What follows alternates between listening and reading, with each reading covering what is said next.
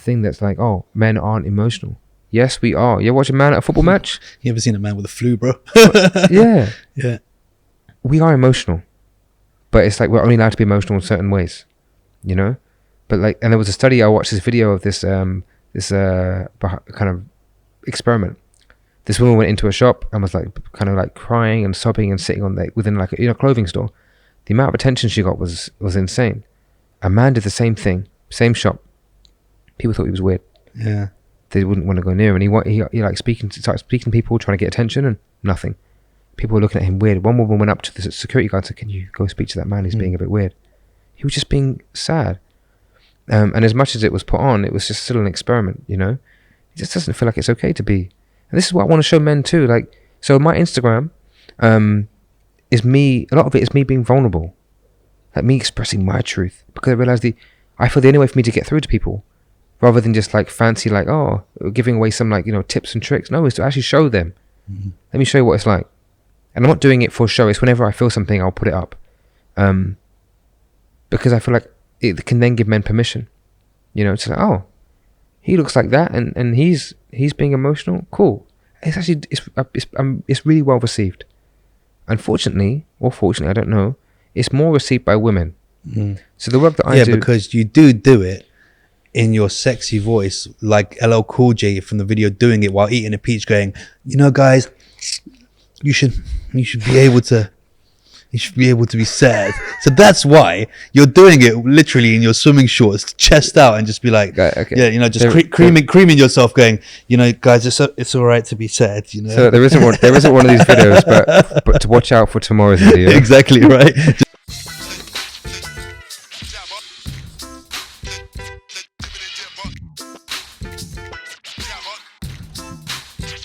Guys, welcome to another episode of Jibber with Jabba, and another great episode here for you today. Today is the Fedora special. Adil Hussain. Yes, hello. I like your fedora. Thank you, man. I love yours. I know. You know what? This is a thing that I've been trying to get for ages, bro. I've been trying to get on there. My boy makes them.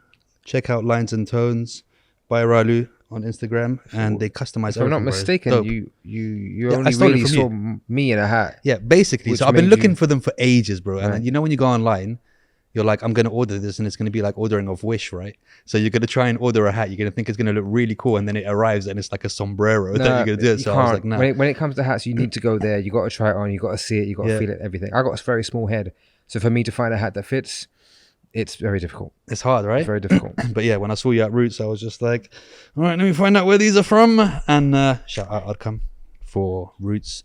Dude, I'm loving that event. He's a unifying factor for us today as well. Yeah, right? Yeah. See, everything, it's the roots, bro. It grows underground and it connects everything together. We are all connected. That's it. But that's enough of the fedoras now, because I actually can't hear properly because I like my headphones on. All right, let's take let's get them on. Get the headphones on. Let's see this now. All right, let's see if I can do this. Yeah, I like this. Khalid, come, bro.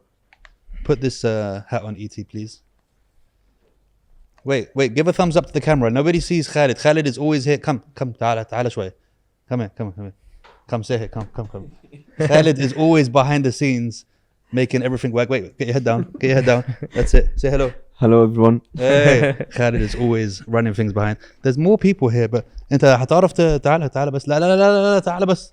I need to, because I feel like everybody is not getting. Everybody needs to get on. This is the men's show. Hey, tell him, hey, these are all the guys behind the camera running everything, making sure everything is slick.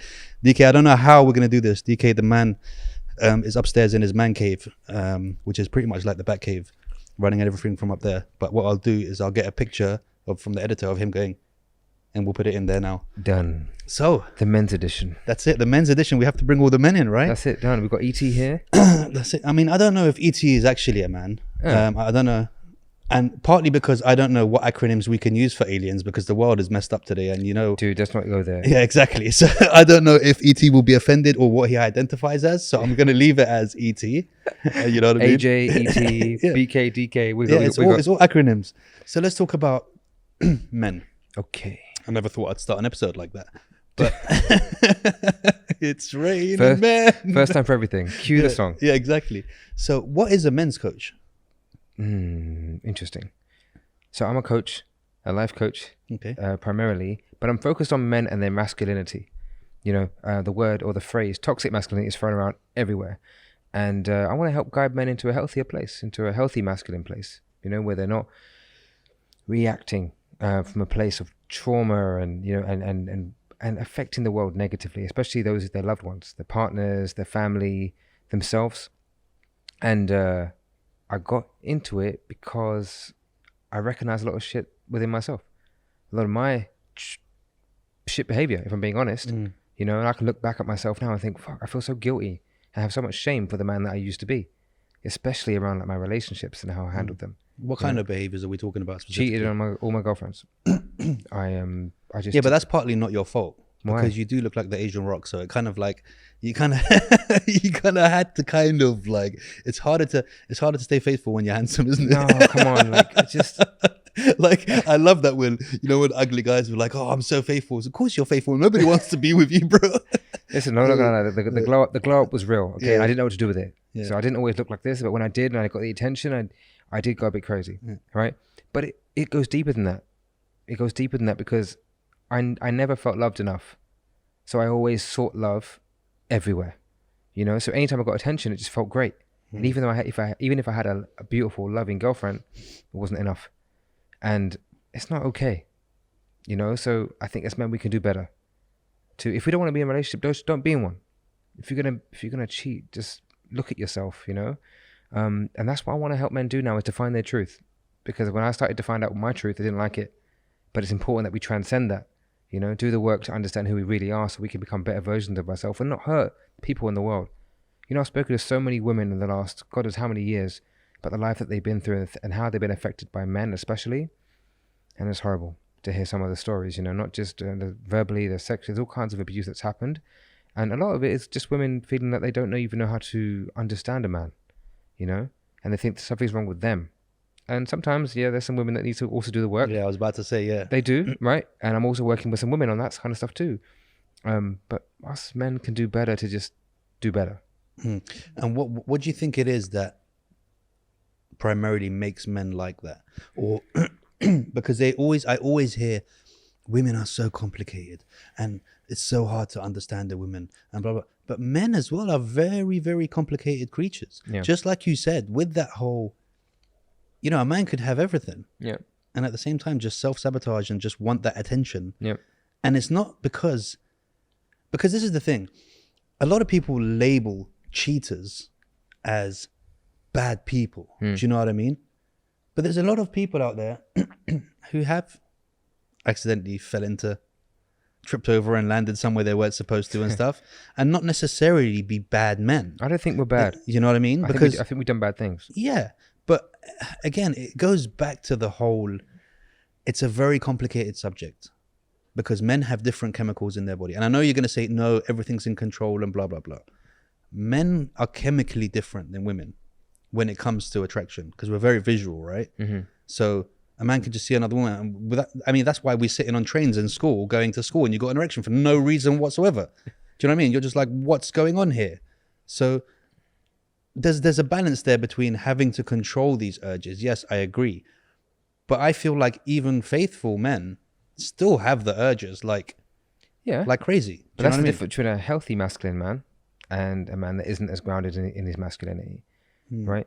I believe that, yes, we can all look around and we can feel certain things, but if we can channel and control that makes us, that's what sets us apart, you know, from animals.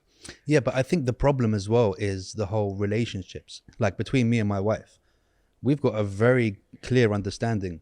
Hey, looking is all you got. Look the shit out of anyone you want. Yeah. Do you know what I mean? Yeah. Because there are relationships where it's so kind of like overly faithful on the outside, where it's like, oh, I wouldn't even look at a girl, or the girl gets angry if she happens to see you looking at another woman, or the man will go crazy if a handsome guy walks past and is like, you can't be like that. But this is why communication is, so I teach this too, this is why communication is so important. One, to understand where your insecurity comes from, and to learn how to have healthy discussions around these areas. Not to tiptoe. I've had girlfriends in the past that are so jealous. Not my problem. It's not my problem. But what is my problem is, how can I help you navigate this? You know? there might come a point where there's no changing it. I'm not going to suddenly just stop having female friends. It's not going to happen, you know. Even if I look at another woman, it doesn't mean anything. But you have an insecurity. If you look at another man, and if I get triggered, I'm going to. Do you get triggered from that kind of stuff? No, because I don't in the slightest. No, I always, if I see a handsome guy walk past my wife, I'm like, babe, look at that douchebag. Look how good looking he is. Listen, I can, like, I'm not even gonna lie. Let me interrupt you there. I showed her a picture of you that I was like, this is tomorrow's guest. He's fit. do you know what I mean?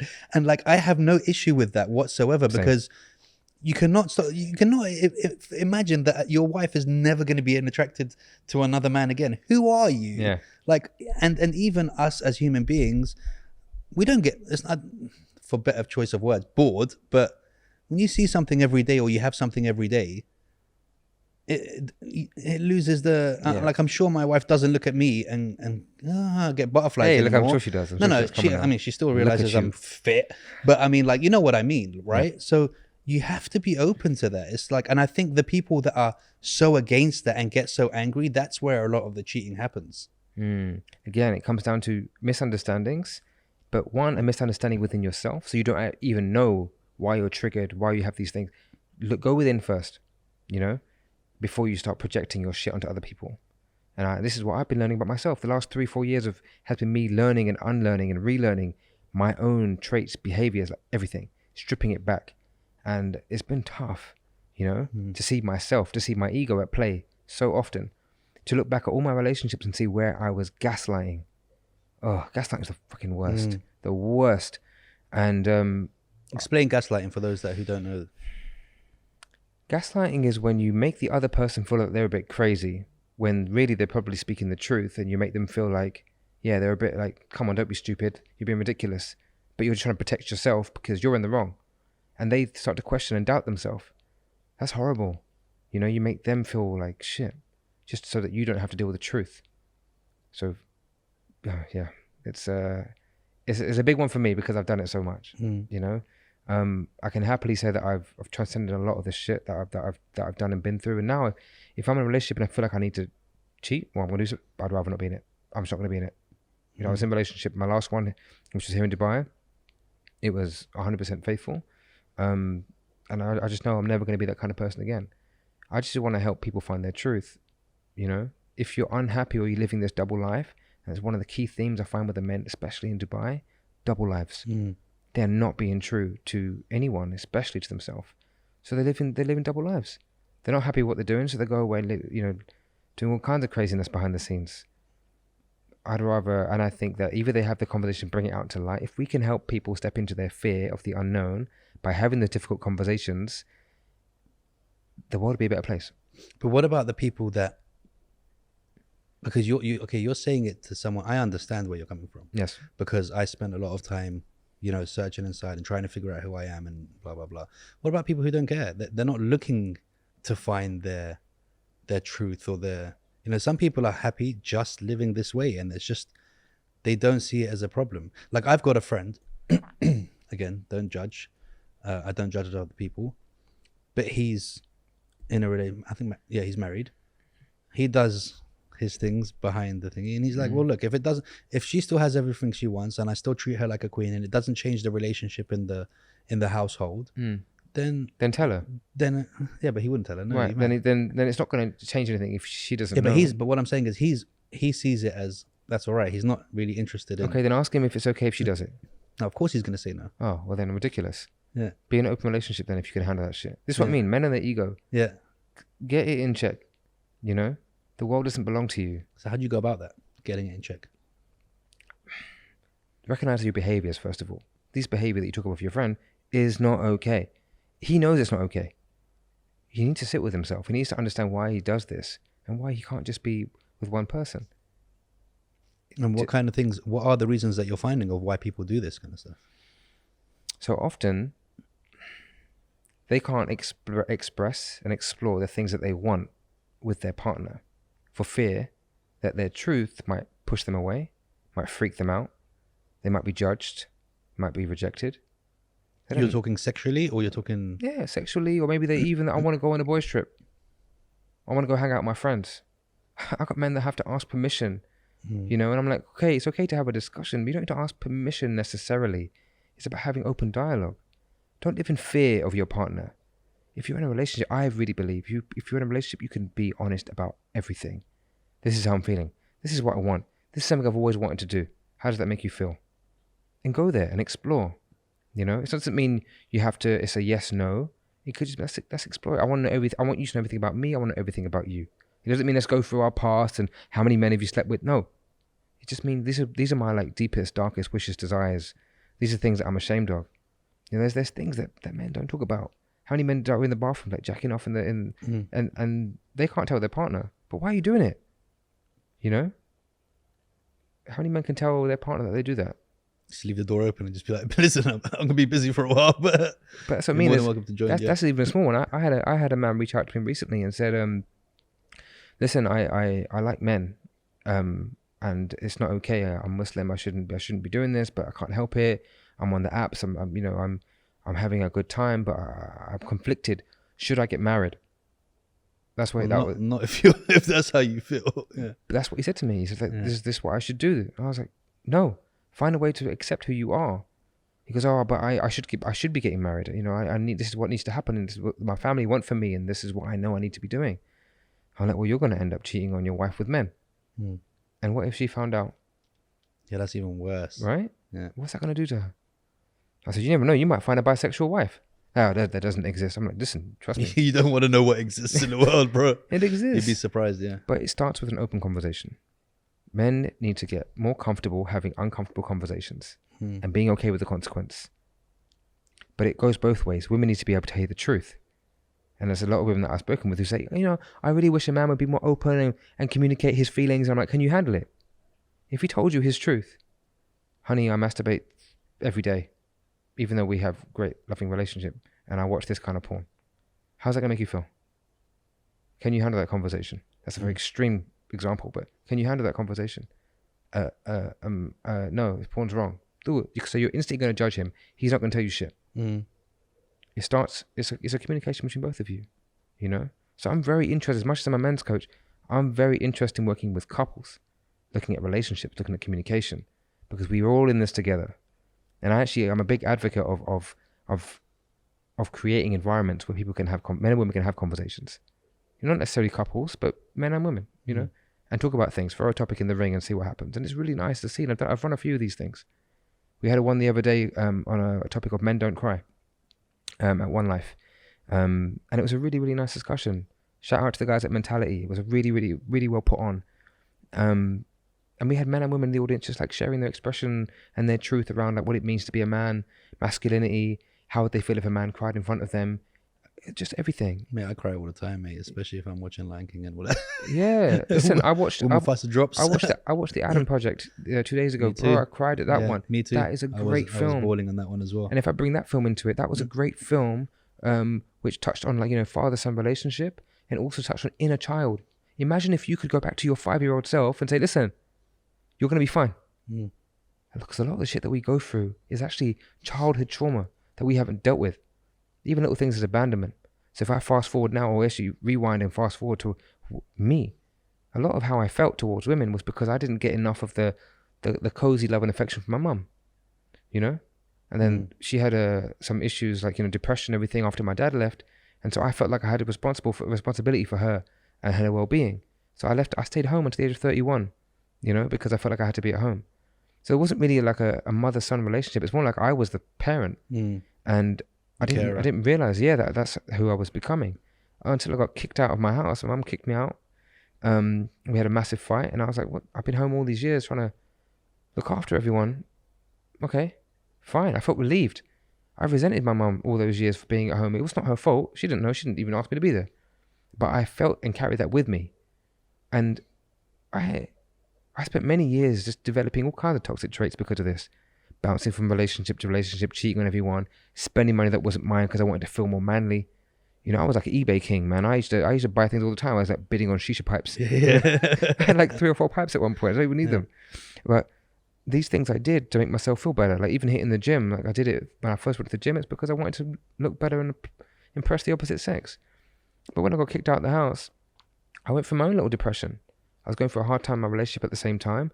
I'd been kicked out of the family home. I didn't know what the hell to do. And I went on a retreat to Morocco. I went on a yoga retreat. And I went on a yoga retreat to Morocco because I thought I want to be around old white people. Yeah. Otherwise, I'm going to fuck everything. Yeah. So I went to this retreat and I met a Reiki healer. I'm not sure how familiar you are with Reiki, but I'd never heard of it before, really. And I thought, forget it. Like, I've got nothing to lose. Let me just go spend time with this woman and go to one of her sessions. And without me even saying anything to her, she took me on a journey to understand the relationship with my mum. Didn't even tell her that I had an issue with my mum. And I was able to express to her everything I felt about and to my mum, but to her as if she was my mum. I later found out this is called a family constellation.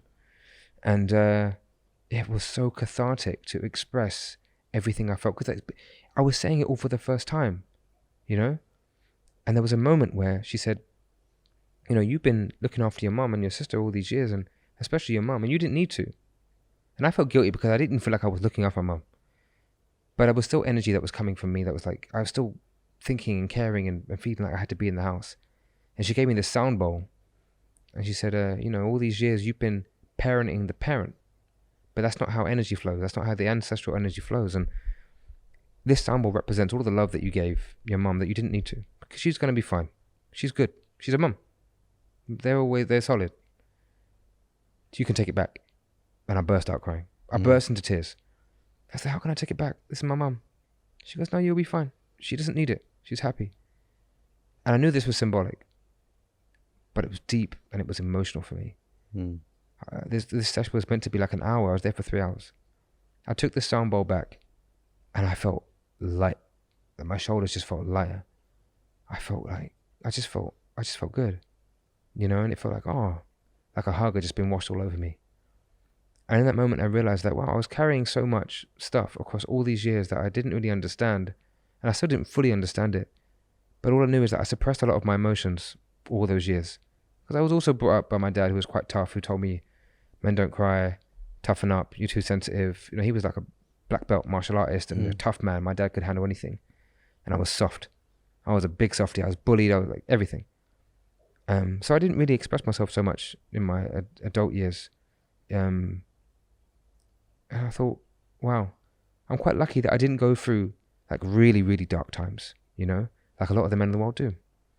And I thought, you know what, I need to leave here and just encourage men to talk. And so when I left, that's what I did. That was the beginning of me starting men's work. Is I just wanted to encourage my friends to talk. I started running like an online, like a Zoom men's meet up, and just let's talk about how we're feeling. And that's it, because one conversation can change a life. And that's really kind of my tagline. That's how I feel about life. Let's just have more conversations. I can't have a normal conversation like, oh, how's work? If I do, that's good. It's for me, it's an opener to a deeper conversation, you know? And all that feeling of like, I didn't get the love from my mom, and okay, that doesn't matter. That's in the past. But what can I do about it now? I can be more loving. And the truth is, be the love you want to receive. The more loving, the more kind, the more everything you are in that kind of positive sense, the more you're going to get back. And that's what I did. I took some time away from my mom, like I really did, like 6 months. And then I went back and we spoke. And now we're amazing. You know, we really are amazing. And now I took that into all my relationships. Even my dad. We used to always butt heads because, you know, he's very macho. He's a very man's man. And we'd always like kind of disagree with certain things because I'm very opinionated. We're very similar. And then I thought, you know what, during lockdown in London, I said, I want to get to know my dad better. I got let off work. He got let off work. We went on a 5K walk every morning. And I just quizzed him about his life when he was a kid. Man, the stories he told me, I was like, you should be more fucked up. I couldn't believe it. And when you start to understand someone's childhood, you just really have more compassion and more empathy for them. So a lot of these men that I'm working with and talking to, like, no matter, you might label someone as a bad person, but when you understand where they've come from, you'll see them differently. Yeah, for sure, man, definitely. Because I remember the very similar thing. One time I went back to my mum's and I gave her a book and a pen, little square diary. And I told her, I just want you to write. She's like, what do you mean? I was like, I want you to write about your life. She's like, what do you mean my life? You know my life. And I was like, no, but I don't know I want to know your thoughts. I want to know when you moved, so basically when we were born, I was born here. So my parents were very, very, very wealthy. Mum opened the first ever chocolate shop in the country. Yummy. Yeah. You still got it? Nah. Yeah. So dad started gambling, drinking, everything, lost all the money, had a heart attack and died. Shit. Left my mum with 3 kids. My mum moved to London, started all over again and all that stuff. I was like, I want to know what you were thinking. Like, I want to know, what were you thinking when that happened? How were you feeling? What were your thoughts? Because as far as, you know, the story as we know it, yeah, your dad died, we moved to London, and now we're here.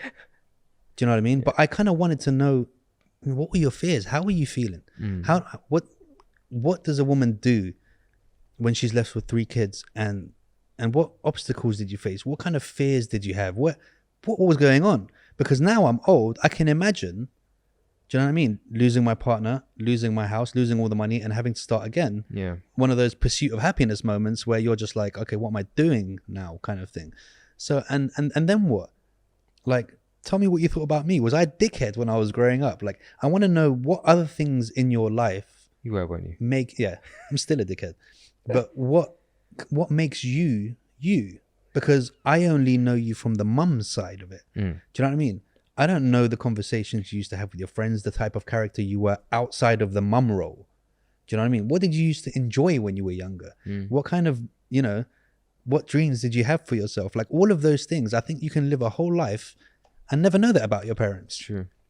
Never know that. You know, who knows? Maybe she wanted to be a horse riding champion. But I would never really know that, right? So what did you find out? Growing out. She's still writing the book. Yeah. The memoirs. Yeah. I love it. But that's the thing. Questions need to be asked. You kind of need to know these things, you know? I think that generation especially, they feel like they don't need to talk about it. They don't, because they're different, bro. They're different, and communication-wise, they're different. Like me, if you see me with my kids, it's a whole different story. Nice. Like, there's not a second that goes by when I'm not like, I love you, and do you know that you can do this and do that? And I sit down and I break things down for them, and I never shout at them, and because I have a different way of doing, because I don't need to shout at you. I can sit you down and say, listen, you're not having this, and let me explain to you why. Yeah. These are the choices you made that led to this, and blah, blah, blah. And in the end of it, we're laughing and joking or whatever, and they've understood. But we come from a generation where it's like, no, why? Because I said so. Yeah. Which teaches kids that anyone older than them or anyone of authority is God. Like, you don't ever, you know, question authority. And they get like that with teachers, and then they tend not to be able to express themselves fully and be the people that they want to be, because they think that these people of authority are just going to say no, and that's it. There's no, you can't question. Well, why no? At least let me understand why no. And I think we're starting to change as a society, that we're starting to give kids a lot more respect than we used to have. Yeah. Because they deserve a lot of respect. Kids, I mean, you see kids these days, they're on point, mate. They are so smart. Yeah. That it's scary. Right? It's incredible. Yeah. Like, I see some of the stuff, you know, my kids are 4 years old and they're talking about nocturnal animals and this and going through stuff and just saying words. And I'm like, where did you even get that word from? Do you know what I mean? Yeah. And it's just like, if you can manage to separate your upbringing and your traumas and that, and try something new, or allow yourself to try these different things that might work. I think that's where we missed out on that. That's it. We had a very straight, this is how you raise kids. When they're bad, you give them licks, you beat them. Yeah. When they're good, you buy them something, and that's pretty much as far as it went with parenting. Do you know what I mean? Yeah. Where there wasn't so much of the trying to teach them different things and do you know what I mean? Listen, I got a couple of friends out here that they're like yogis and meditators and stuff, and their kid's gonna be levitating by the time like she's like 5. You know, there's a whole new generation. But like you said, we have the choice now, and we can stop all of that, and we change the game. So that's what we're doing. We're changing the world, one kid, one person, one conversation at a time. So yeah, hats off to you, man. That's what it's about. So why do you think, or where do you think this came from, the whole men shouldn't cry? And did you ever have an issue with it? Because I mean, I've never had an issue with it personally. I don't understand it, because if I'm watching something, like, you know, I cry when I'm watching X Factor. when somebody comes on stage and they don't look like they're supposed to sing well and they sing well and the crowd goes wild, I'm not even joking. I'm driving my car down Sheikh Zayed crying. I'm like, but X Factor is good because they got the way they edit it. It's just the voice, all that stuff, bro. If I see someone winning, whenever I see someone winning, like whether it's spiritually or even in races, or you see that. Here's another video that made me cry. There's a blind woman sprinter. And there's another guy who's tied to her, and he's running with her. I've seen that one. Yeah. I just started crying because to me that was beautiful. It was just like these little things. Yeah. No, we're big softies. We're big softies. Yeah, and I don't understand people who try to hide that shit. Like, why do you have to pretend that you can't? Like DK is crying right now up there. Yeah, good. Because he just loves the conversation. I can feel him. He's going to mess up all the equipment. All the water's going to drop everywhere and short circuit everything. Please wait to the end. Look. It comes down to what it means to be a man. And I feel that the generation before us, and even our generation, although I don't know how old you are, you look old as fuck. I'm fucking old, bro. I'm telling you, I'm kissing 40, like literally there, bro. But yeah, it just comes, like I said, even my dad would, he wouldn't really want me to cry, even though he's a big softie. But it's about what it means to be like tough and strong and how you perceive from the outside. And even though I was quite sensitive, my tears did dry up after 17. The day my dad left, I cried. And I cried for a little bit afterwards with my mum. And then at one point, he just stopped. And I never cried again for like years. 10, 15, I don't know, God knows how many years until I cried again. But it just didn't feel safe. Didn't feel like it was okay to cry. How people might look at me and think, oh, look at that softie. You can't. What about when you're by yourself?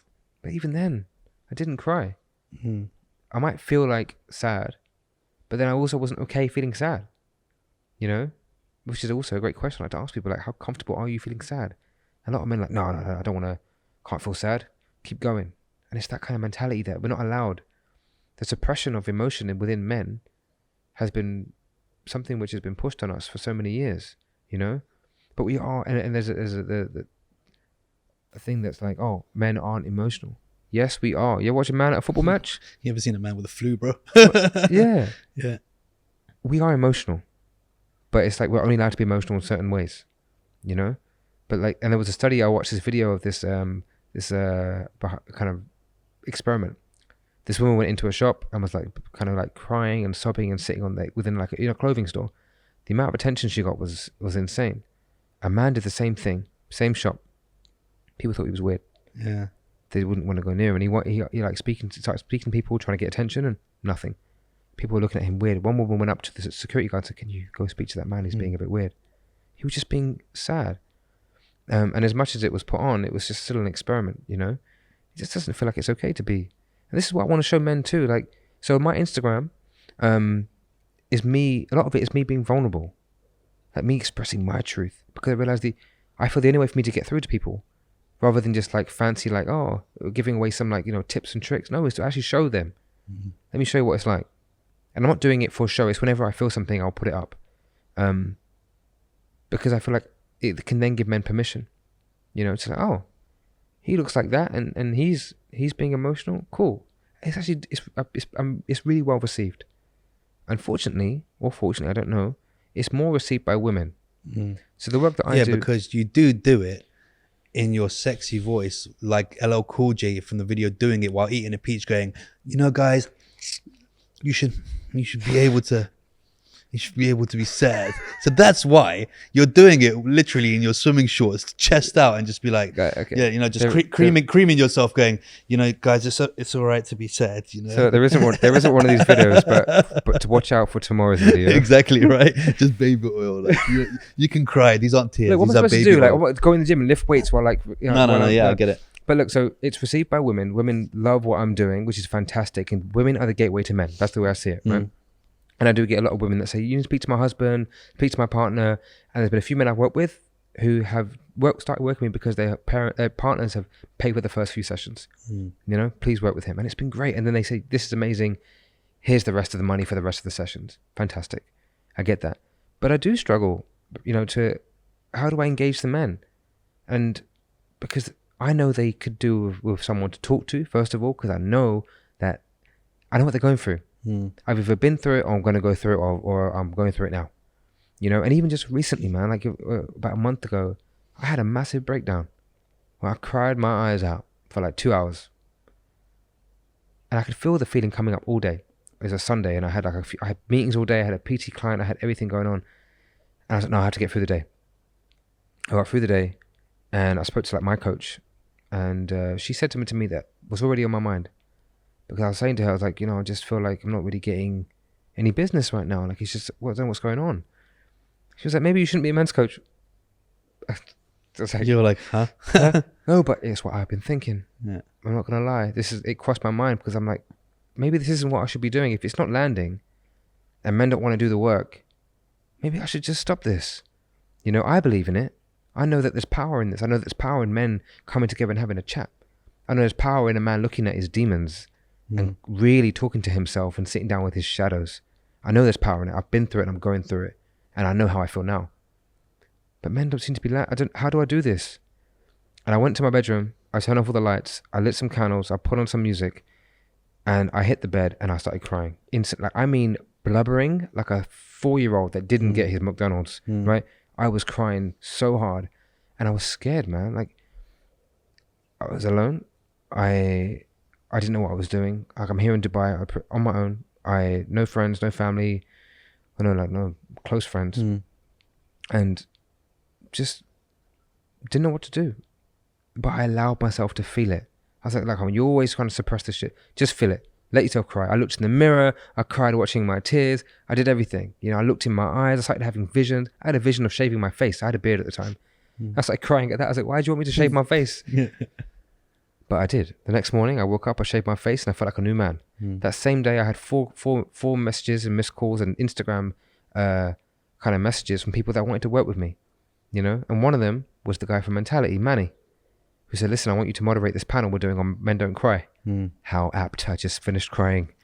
And I was like, oh, maybe I'm supposed to carry on doing this work. And so here I am.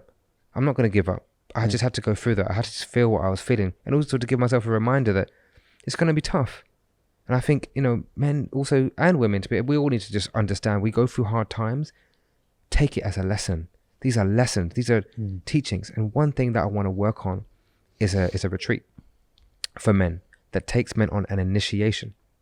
Men or boys are no longer initiated into manhood. In London, you're like, hey, you're 18, you can drink now. That is it. Go get a job.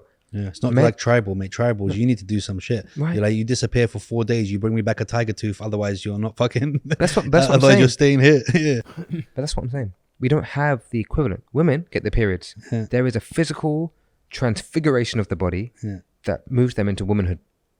They can have children now, right? Men don't have that. Even if your balls drop, you get hair, means nothing.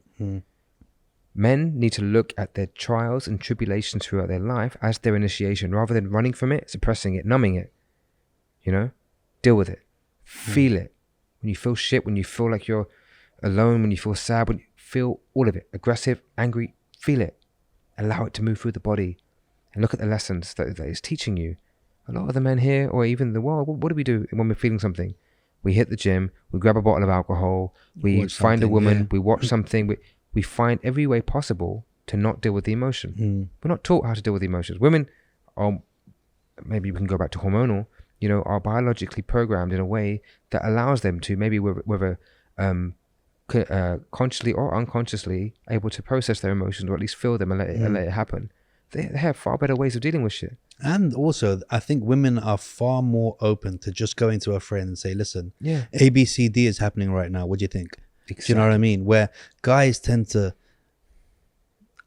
like, I have one guy that I grew up with, Shane. He's my brother. Like, he's closer than family to me. We've always had that dialogue where it's just, there's nothing purer that I've ever experienced in my life than our friendship together, which is hard because he's not here. But we would always, always, always talk on a level that I've never experienced with anyone else. And he's the only one that I have these conversations with. And it's not a case of, oh, let's go to an event like one of yours where I could talk. It's just, it happens without thinking. We are so comfortable with each other and we know each other so well that you couldn't hide it. You just couldn't. You couldn't just be like, do you know what I mean? Like most times when people say to you, hey, how's things? You're like, yeah, I'm good, getting on with it.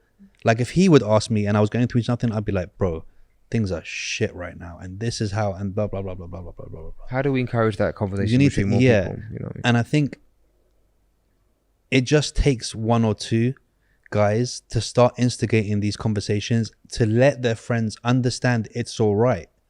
I care about you enough to know the real you and inside you and go through your things, as opposed to I care, you're my wingman, or yeah, we're friends, let's go play some football together or train in the gym. There needs to be that kind of openness where, hey, I actually do care about you enough to want to take on your stress. Yeah. Because essentially that's what you're doing. You're taking on their energy as well as your own. You're allowing it to kind of come into yours, and you can filter it out if you know how to, or help them.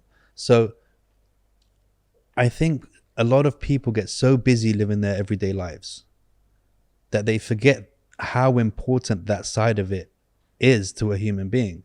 Because look, our emotions play a giant part in everything we do. Yeah. Whether we're sick, whether we're, you can self-heal yourself if you got a cold or if you have diseases and stuff like that. I know people think it's crazy, but you can literally self-heal yourself. Yep. By thinking and believing and being aware. Awareness is everything. Yeah. So I think a lot of people don't understand, or they don't have enough people around them who are bringing up these conversations of, are you aware, and blah, blah, blah. Yeah. For them to think, hold on a minute, there is something else here that I need to think about.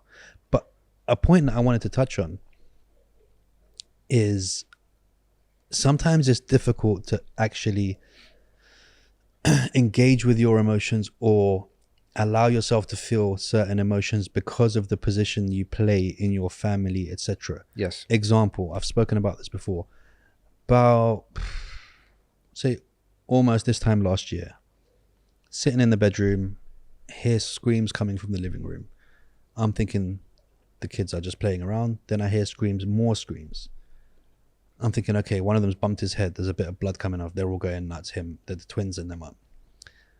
I run into the living room to find one of my twins' hand up to here in the blender. Okay. He's thought it was off in a juicer. It's one of those really expensive, quiet, slow press juicers. Thought it was off, went to reach for an apple. It's crushed and shattered his hand. Wife's going crazy. They're all going crazy. I've had to go into straight mode. Do you know what I mean? Rip apart the blender, pull his hand out, pick him up, blood all over me. His hand looked like he was holding a grenade, bro. And it exploded. Put him on my lap, took him to the hospital, went there. The doctors had to stitch him up and all that. The doctor was like, hey, mate, you need to go outside while we're stitching him up. It's not good for parents to see. And I was like, mate, fuck off. Are you stupid? I'm here with him no matter what happens.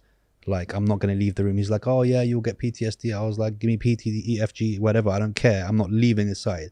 So I had to watch his hand get his stitch back together and blah, blah, blah. Wife's going crazy. It's my fault. It's my fault. I'm like, babe, it's not your fault. Things happen, blah, blah, blah. So I've had to then delete emotion from my body, because I have to be the one who's like, everything's okay. Don't worry. It could have been worse. Every day for the next, 2 months, I had to take him every other day to take off the dressing. And obviously the wounds are raw. So he'd be going through nuts and blah, blah, blah. Didn't enjoy the experience, obviously. My wife's not doing that. I'm doing that because I have to be dad. I have to be whatever. Till this day, I still haven't processed what happened. And I told my wife, I was like, listen, one of these days, I'm going to tell you I'm going away for the weekend. And I'm literally going to go to the top of Jabba and do one of those movie moments. But to this day, not a tear shed from my eye. I know it's there and I can feel it, and I've been pushing it aside. And it's something that, like, I'm going to go mad for a while, because I still have the pictures in my mind. But every time they come, I quickly just to get them out there. Dude, I feel emotional hearing you speak about it. Yeah, so sometimes men can't allow themselves to have that emotion, because you have to be the gel that holds everyone together. Because if I'm going crazy, she's going crazy, the two kids are going crazy, I've got to, drive him to the hospital. I've got to do all that stuff. And so that's a hard thing where sometimes you need to, do you know what I mean? Look, I fully get that. And this is where it comes in terms of being like a grounded man. Your masculinity. You did what you had to do. And we are able to do that. And you did what you needed to do. But you will process it. right? So there's nothing wrong in holding it together in a way so you can protect those around you. This is what a grounded masculine does. And I don't mean man, I just mean grounded masculine, because that's a very masculine energy. We all have both the energies running through us, right? In your masculinity, you're able to hold it down, provide direction for the family, keep everyone in check and safe, do what you need to do. You will process that. Like you said, you're probably going to go to the mountains, you're going to do what you got to do. I'm okay with that. And I think that's healthy. The longer you leave it, it's going to build up, it's going to come out eventually, right? But what's not okay is when you don't process anything.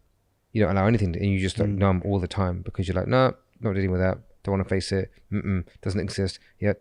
Blind. I've got plans for that. me and that thought and that feeling is we're gonna have to sit and face each other, and I know it's gonna be deep, bro. Listen, because my kids are everything to me. If you want help with that, I know some anger ceremonies that we can do and some more of that stuff. So I don't mind going to the mountains with you. We can go handle that. Yeah, for sure. We need to do that. But like I said, you know this. A lot of men don't know that they need to deal with stuff. I had a friend recently tell me that he went through some things around his like wife and the pregnancy and the birth, and he couldn't process anything then. He had to just kind of, again, like just like you, just like keep it together and handle it. And only recently he's been able to deal with that, like weeks and almost months later, because you had to just keep it together. But the mission that I'm on is to allow men to feel comfortable expressing themselves when they feel their emotions. And the first way to get through to that is when they're feeling a little bit angry, a bit shit, a bit stressed, is just to observe that moment at least. Okay, why am I angry? What's coming up inside of me right now? What is stressing me out? I'm stressed every day. This isn't okay. And then finding ways to do that. That's why I'm a big advocate of meditation, a big advocate of journaling. And every man that I work with, I get them working on the morning routine as one of the first exercises. Tell me how you spend your morning. How much time do you spend for yourself? Oh, I don't have the time. Okay, it's time you make time. It's time you wake up an hour earlier. It's time you make time, exactly. I've been a morning routine fanatic for the last 15 years. Looking at every successful person, Will Smith and all this. Unfortunately, I don't have the life of Will Smith yet. But I had my first experience in your van today. But we'll get there. But it's important, It's the little things that we do, the little disciplines, little habits, little things that and a lot of the time, again, the men that I work with, they come to me and say, all I do is I do this for the family, this for my mum, this for nothing for themselves. They feel guilty and even then they're like asking listen, I'm going to go out on Friday with the boys. Can I? Like, what? You need your time. I used to have this thing that I did because I didn't understand what I needed. I used to go off into a man cave, right? Now you've got a man cave and a bat cave here, but I would have to go away into man cave, whether that meant just detaching myself from everyone for like 48 hours or 24 hours. But it would be almost like a traumatic pull away response from my partner. They wouldn't know what the hell I was doing or where I'd gone, or even my mum, my sister, like, what the hell's wrong with him?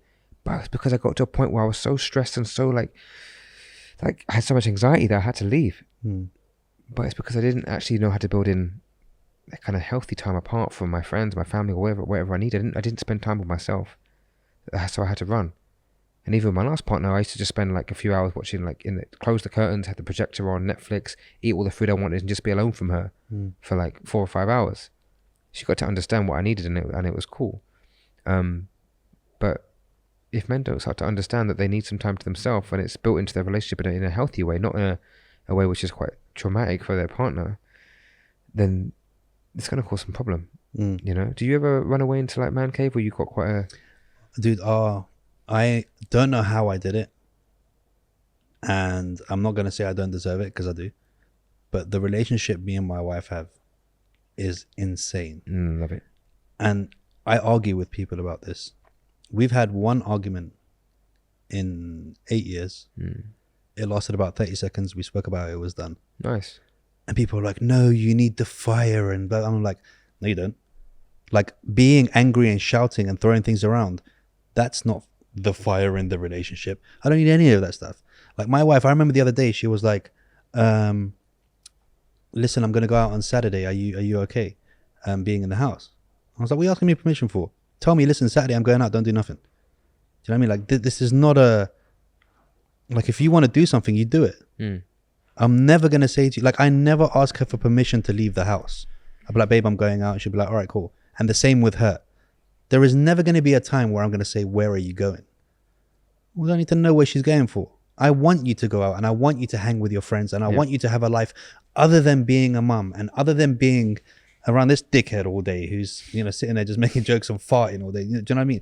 Like the importance of her having her own being, which is separate to the one with me and separate to the one. I mean, I know they're all one, but she needs to have different facets of that for her to be happy and content. Do you know what I mean? And I think a lot of people, again, it comes down to communication. So go on then. So how did you cultivate this? It was like that from the beginning. Look, let me tell you something. I'm very different where I'm so caring. It's a fault. But a long time ago, when I was younger, I'd say teens, I dropped ego completely. And I tell you how I did it.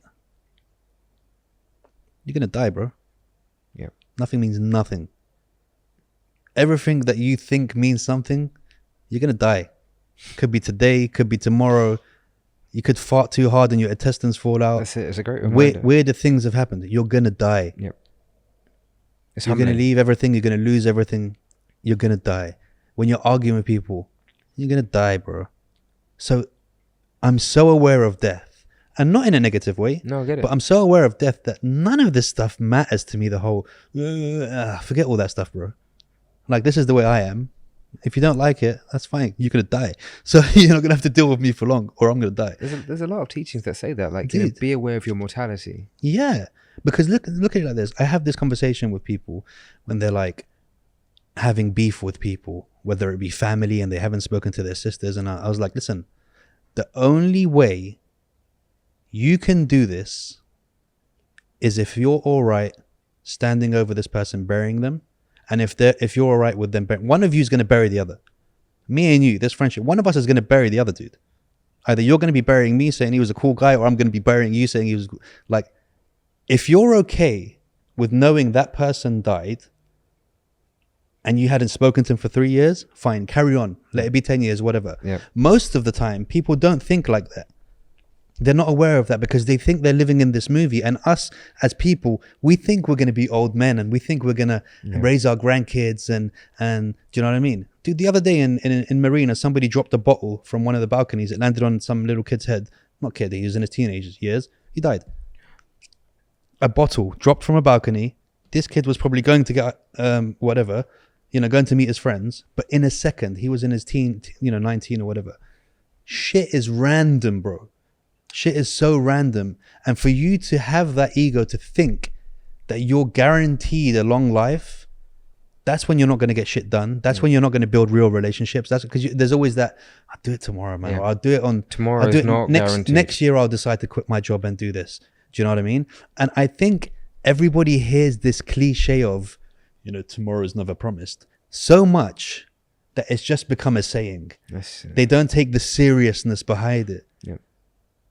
Do you know what I mean? They don't understand the severity of, bro, this could be it, dude. Yeah. That's why, like, when things happen, I'm just like, I'm alive, man. I'm good. I'm waking up in the morning. I'm happy. Like, I'm here. I'm ready to go. Here's another day. DK, another guest today. Do you know what I mean? It's just like, and I don't think people realize that. They don't think about it and they're not aware of it because they think, because everyone is their favorite actor in their movie, right? Yep. Life.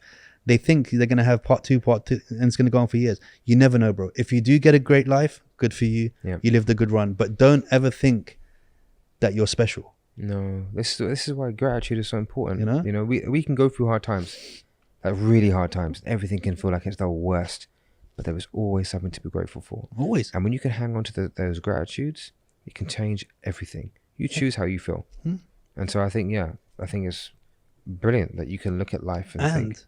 I think it's important to accept that you're going to be hurting all your life as well. Different levels of hurt, but you're going to be sad all your life because that's the way the body chemical is. You know, in a day, a person has something like 70,000 negative thoughts in a day. You know that, right? No, I don't. It's scientifically proven, dude, and measured that they have so many, and not negative as in, I'm going to commit suicide, but just little negative thoughts, and they amass and amass and amass and amass. So you're more time not thinking of grateful and happiness until you start switching on that I see. switch of. But the average person has a lot of negative thoughts. So I think to be aware of I'm not going to be super happy all the time. It's okay for me to wake up and feel like, oh, today's a bit of a shitty day. It's okay for me to feel like. I saw a post the other day on Instagram, and it was like a timeline, and it had like this little line, like, you know, like a heartbeat thing. Yeah.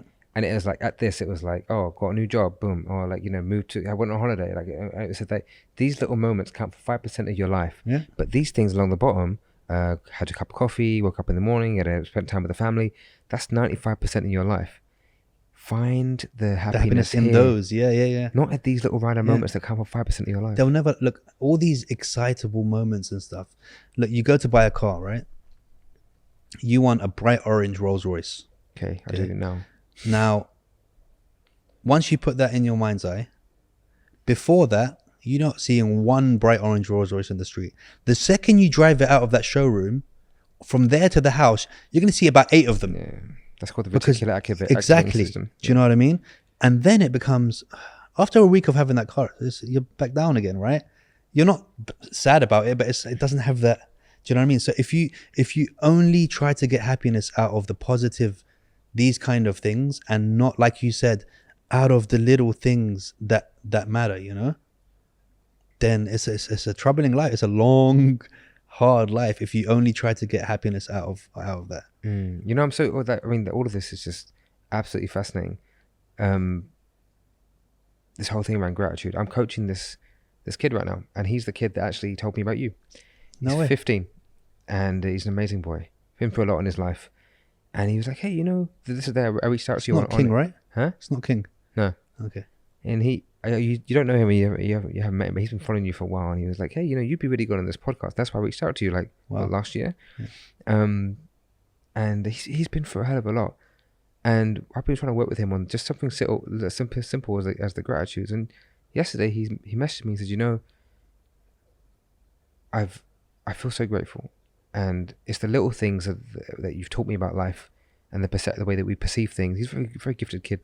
And it was just like we've been working so long and for so many months on just something as small as gratitudes. And when I tell you this kid's had it hard, like he's had it hard.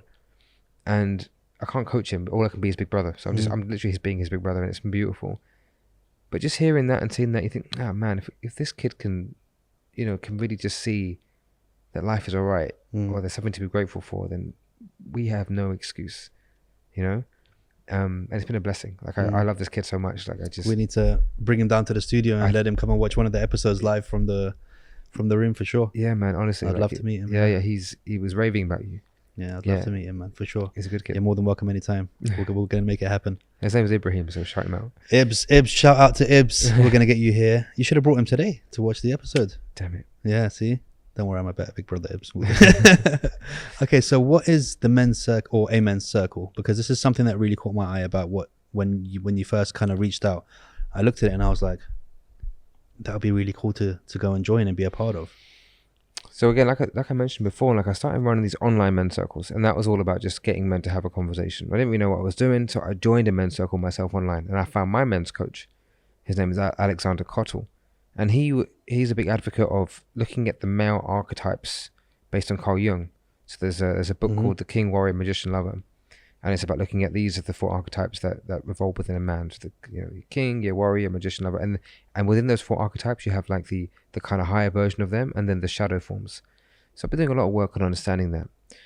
But really, the key thing for me running the men's circle from that, I didn't really want to do it the way he did it. I think, which I thought was great, but I just wanted it to be more approachable for the everyday man. So my style of men's coaching is for the everyday guy, not the guy that's already into men's work or understands what archetypes or anything like that.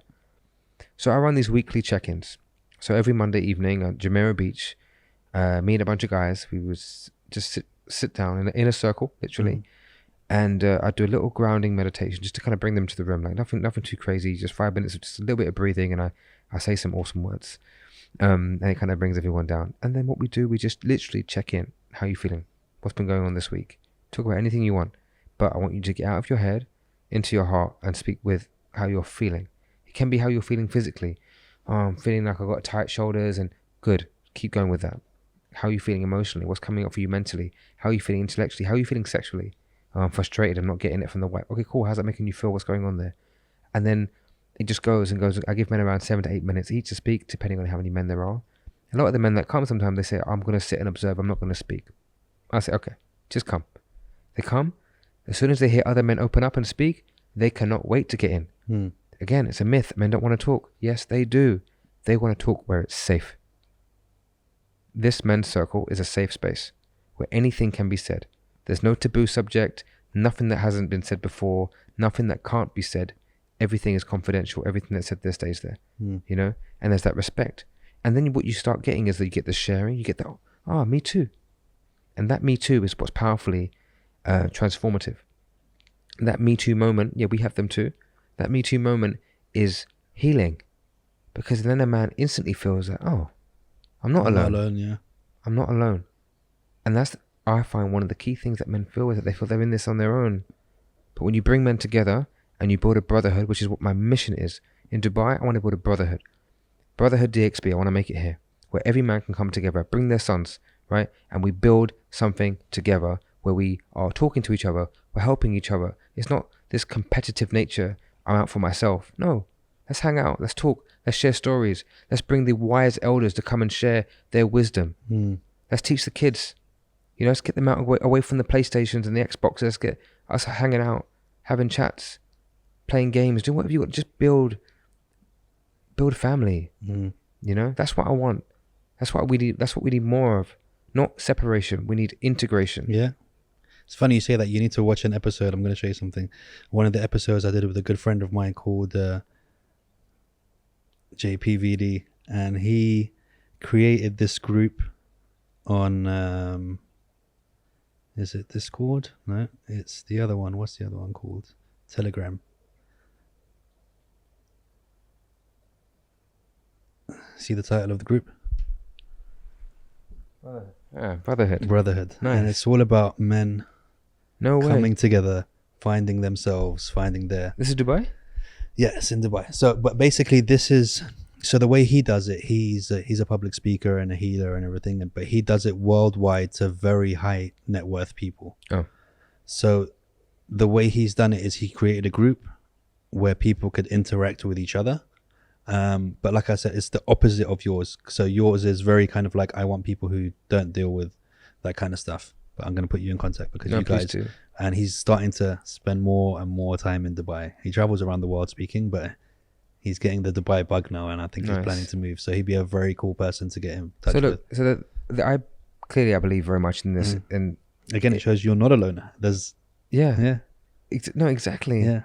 But I want this to be for everyone. Yeah. Like, you know, I want it to be for everyone. And it doesn't matter how much money you earn. It's just, I want the rich, I want the poor, I want whatever class that you are, just everyone together. It doesn't really matter.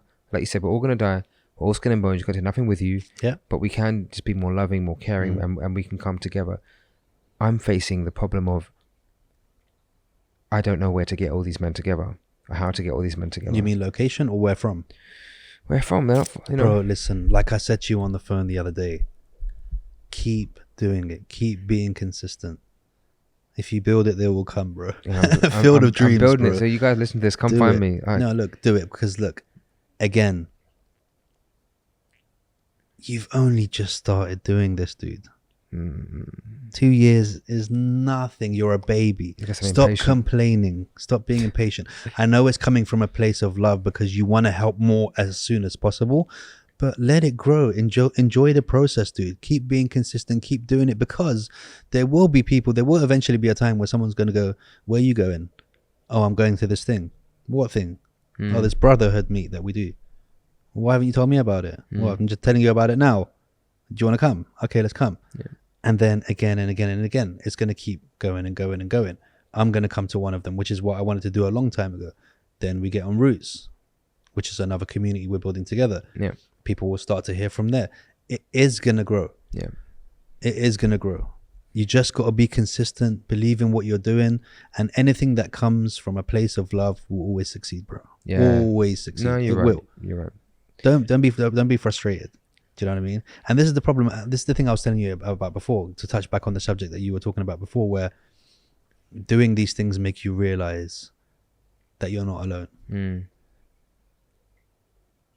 Being alone, thinking that you're alone is the number one first step people need to drop, because that is a big ego thing.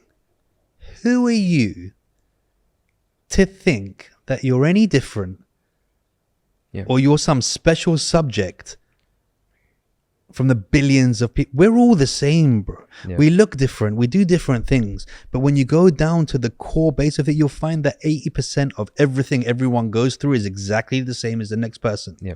You're not an alien that just landed on Earth and you're trying to figure out how this planet, everyone's doing the same thing. Do you know what I mean? Everyone's going through the same thing. They're having problems with their partner. They're trying to figure themselves out. They're trying to figure out whether they like women or not. They're trying to figure out whether they like this job or not. Everyone's going through the same thing. And for some reason, we get distracted into feel that we're so special. And it's because it's in there, right? And as far as anything goes, this is the world that you live in. Now, you allowing other people into it builds the world bigger. But when it really boils down to it, you're only thinking about yourself, because you're only living with yourself and your thoughts. But especially for men, men actually feel like they need to go through it alone, and that they should go through it alone. Yeah, but they don't. That lone wolf mentality is very much a very masculine, manly thing, And I say that in not the healthiest of ways. They do feel like they should, oh no, I have to go through it. I must strive. I must struggle. This is my burden. I got to carry all the weight in my shoulders. No one needs to know about it. That's something a bit That's also to do with circles, bro. Yeah. That's also to do with the people that are around them. Yeah. Because unless there are people like the Brotherhood around them, they don't become enlightened about that secret society, right? Yeah. Once you join the Freemasons, you're in a special group, bro. Do you know what I mean? And so it's like, if they don't have anyone around them, and if these kind of things aren't happening, then they don't know that it's okay to, or that they even want to share. Yeah. But the more things happen like what you're doing, the more they start to pop up everywhere. The more other guys start telling other guys, they were like, oh shit, I didn't realize that there was a place for this. Like Fight Club. Yeah. First rule of Brotherhood is tell everyone about Brotherhood. Exactly. Tell the world. It's the opposite of Fight Club. Yeah. But you got to keep doing it. And again, there's not a lot of people who are kind of doing that, No. I know it will grow. It will grow. I believe in what I'm doing. I know that, as much as it's great for men, it's also great for the women in our life. The more men that we can help heal their toxic traits, their traumas, and they will in turn be able to benefit the women in our lives, so that our wives, our daughters, our sisters, they can also feel safer, in their relationships, the way that when they're, especially like walking around the streets of London, like I worry for my sister, and my mum. My mum was mugged once. My sister had like dogs like set on her one time. Like this, it's crazy. It's not okay. There's a viral video going around right now that the mayor of London put out. I don't know if you've seen it. No. He made there's a whole video around speaking up, and as men, it was like these 4 guys in coming out of a corner shop, and there was a girl sitting by herself, and the guy was going up to speak to the girl. I was like, all right, love, like just making comments. She was just being all shy and leave me alone, and he started getting a little bit funny about it. And then it cuts away to one of the guys there who's speaking to himself in the mirror, and he was like, come on, say something. He was like, no. And he was like, come on, when are you going to step up? And then it cuts back to the scene, and the guy told his friend, listen, what are you doing? Back off. And this is one of the things I feel so passionately about, is like men calling out other men when you see something that isn't okay. Stand in your power. Don't be afraid. When you see something that is, and we all know what's right and what's wrong. When you see something, call it out. Because if you don't, you're just as much involved in that situation, I went to an event in December, and it was like a desert event, and it was where I ran a men's circle, and then this lady ran a women's circle. And so there was 20 men in my group, and there was 50 women in the women's circle. And the plan was for me to go over to the women's circle and for her to go over to the men's circle, and we were going to just lead that for a little bit and then bring everyone together. We ran out of time to bring everyone together, but I went to the women's circle, and I was scared as fuck. It was intimidating. Oh my God. Imagine a room full of 50 women. You think it'd be like a dream, but it wasn't. Yeah. Okay? There's all these wild, crazy women that were just like really full of energy, and I don't know what this woman did to them, but they were full of energy. And me and my friend, we had to go in there and kind of ground the energy and ask the women just to feel what it felt like to have the men in the room. And give them about 10 minutes. And then we asked everyone. We sat down and we asked them, how do you feel? We gave every single woman the time of day to speak their truth. Some women were like, who the fuck are you guys that you can come in here and just own the room? Like, what the fuck? You think like you're just like better than us, or what? There was a lot of trauma in the room. Women said you brought up feelings of me, like I was telling stories of abuse, like all kinds of stuff came up. Some women said they felt safe, but when I left that room, bro, I had so much, like I felt, I took all of it in, and I just felt like that was so intense that the next day I went to this, like I did an ice bath the next day, and I felt, I had tears running down my face, because there's so much pain that men have caused. And it reaffirmed to me again why I'm doing what I'm doing. It's not just to help men; it's to help. It's to help the women of the world, and so that we don't have a world where men are causing damage, you know. And we don't always know. It's not like men are doing it on purpose half the time. They just don't know. They don't know any better. Even my behaviors, I didn't know any better. Yes, I knew right from wrong, but I didn't understand. Now I do, and now I want to make a difference, you know. And it starts with us. It starts with the conversation that we have. With our friends, with our sisters, with our whoever it's going to be. With our younger boys as well. Younger boys. Our children, yeah. Yeah, you got 3 boys, right? Yeah. They're the future. Yeah, for sure. For sure. And I think it's really important to kind of, to try and make them understand as well as you can, but at the same time, let them figure themselves out who they are. Because there's nothing worse. And again, where we come from, you're going to be an engineer, you're going to be a this, you're going to be a that. There's nothing worse than trying to live someone else's life for them, or putting them on a path that they never chose. Yeah. I find it very, like, coming from now, the kind of parent I am, I find it very weird that people think or thought that that's what you're going to do. Like, this is a whole nother life form here. Yeah. And you've decided, like, I get it. They come from that old belief where if you're a doctor or a dentist, you're going to make a lot of money. But in the bigger scheme of it, yeah, they're going to make a lot of money, but they're never going to see their kids. Yeah. They're going to be studying for 12 years and wasting half of their childhood. They're going to, you know. But this is where it comes down to understanding, right? So we understood our parents. They came from a place of like, we need to do the best we can. This is the quickest way to get respect, money, authority. They weren't thinking about time with kids. It was like, make sure you don't go into poverty. Yeah, we're not in that place now. We're very blessed, and your kids are very blessed. We have a pretty cool dad. Yeah, man. I'm trying, man. We'll figure it out as we go along, because nobody knows anything really, right? We don't know. We'll try and figure it out. Who did you do the ice with, Mr. Ice? No, so Andy. I've Ian, this guy called Ian. Okay. So he's got the Mulai community. So he's a very good friend of mine. He started off during the pandemic, just trying to do it for himself because he was going through a hard time, and the ice helped him. And he went through, you know, he started doing it like, you know, on Tuesday and a Saturday morning, Tuesday evening. Literally like, what, 4 or 5 people? He's packed every single, I'm so proud of him. So literally every Saturday now, he's got 2 sessions on a Saturday, one at 10 a.m., one at 4 p.m. And it's like 20 people each time. It's so good for you, dude. Yeah, you know. We did an episode in the ice buckets, dude. I saw. I made it 20 minutes. After that, I was going to die, dude. No. Yeah. No, too long. It was too long. -2 for 20 minutes is long enough for me, mate. He carried on for the whole hour, but I was just like, yeah, I'm out. I saw that one. That was impressive. It's been a pleasure. It's been a pleasure to meet you. But yeah, I'm not doing that again. I'm out. But we got to do ice bath. What do you? What would be your message to the men listening? I think we're just giving them a whole hour message, but I just think just be very aware of what you are before who you are. I think it's important to know the cockroaches have been here way longer than us. They've been here way after us. Like, I think once people are aware of what they are, they're very simple, very fragile. Do you know what I mean? Because we go on like, oh my, and especially men, I'm the king of the world and no one can touch me, and I do jiu-jitsu. Yeah, you could be a jiu-jitsu, you can be a UFC champion, but if you step out on the road at the wrong time, at the wrong traffic light, it's done. Like, our bodies are very fragile. Our minds are very fragile.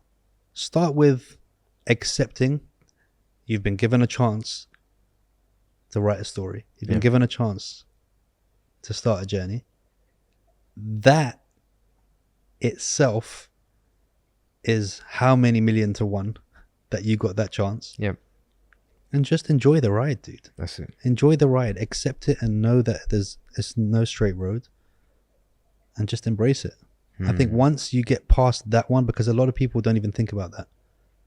And that's when they can start clouding themselves with everything else, all the glamour, all the gold, all the everything else. But all the Lamborghinis, nothing matters, dude. No. Apart from the love that you experience every day and that you give. Yeah. Like, I always believe, like, you know, a smile could change the world. Like, literally, try this, guys. When you're walking in the street and you see a random person, put your hand out like this. If you're seeing a fight started, dude, there's been times where fights have been started where I've been involved and I've kind of figured out what's going on. And there's the other team there and I've gone up and I've been like, hey, dude, 2 seconds ago, that guy wanted to fight the guys there. Just that putting your hand out, dude, could change any situation. Yeah. Just smiling at someone randomly could change any situation, dude. I got to be careful who I smile at. Yeah, you go. But you would very rarely try it and actually be aware of this. How many times you put your hand out to someone, would you never get a hand back out to yourself? Very rarely, dude. Unless it's the pandemic at full. Yeah, exactly, exactly. But even then, you'd get an elbow, dude. Yeah, true. Yeah, True. Any final messages you want to give to the people? Look, so obviously, like as a men's coach and a man that's passionate about all of this is a message to the men. Just check in with yourself and how you're really feeling. If you're stressed every day, if you're feeling like something isn't quite right, if you find that you need to, you know, you can't wait for the weekend, or you can't wait to go grab a bottle of drink, or go lose yourself in a club, or whatever it's going to be, that is a sign something isn't quite right.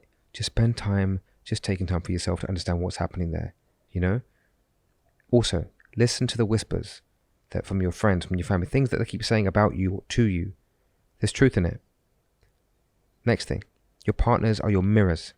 If they're nagging at you, if they're saying things, your partners are like your gurus. These are your coaches.